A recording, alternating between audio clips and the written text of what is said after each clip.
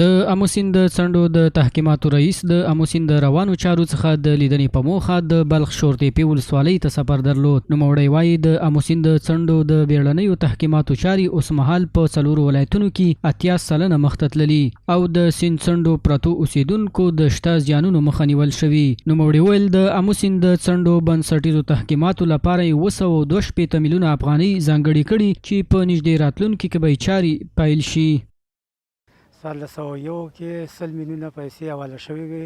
100 میلیونه تقریبا تر اوسه پورې د څلور ولایتونو کې 80 میلیونه پیسې مصرف شوي دي. 60 میلیونه پیسې پاتې دي.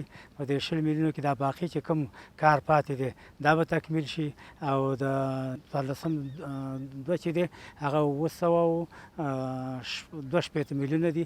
دا به انشاءالله نږدې وخت کې کارونه شروع شي، اساسي کارونه. در حدود 2.5 کیلومتر دریا این طرف آمده و به فضل خدا به اثر تحکیمات نیمه که اضطراری که ما انجام دادیم فعلا 1.5 کیلومتر فاس او طرف رفته. له بلې خوا د شورتېپې ولسوالۍ یو شمېر اوسیدونکي وایي د امو سیند د څنډو د بیړنیو تحکیماتو چارو تر اوسه پورې ښه پایله ورکړي او د دوی کورونه او ځمکې اوس د سیند له ویرې په بشپړه توګه خوندي دي.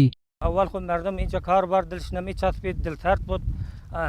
هر روز خانه را تخریب میکرد، زمین را تخریب میکرد. بعد از تحکیمات مستفید دکه اون مردم جلجم اینجا کار خود شروع کرده. افغانستان وطن کلی ما و شماست. اینمی باید دولت اینمی در این راستا همکار باشه و تحکیمات اساسی در نقاط اینمی از ولسوالی کلدار تا ولسوالی قرقین انجام بده که اینمی ما به این مشکلات دچار نشیم. د یادونې وړ ده د دغه پروژې چارې په 1401 لمریز کال کې د دلوي میاشتې په 18 د اوبو او انرژۍ وزارت له لوري پیل شوې چې بلخ، جوزجان، کندوز او تخار ولایتونه پکې شامل دي.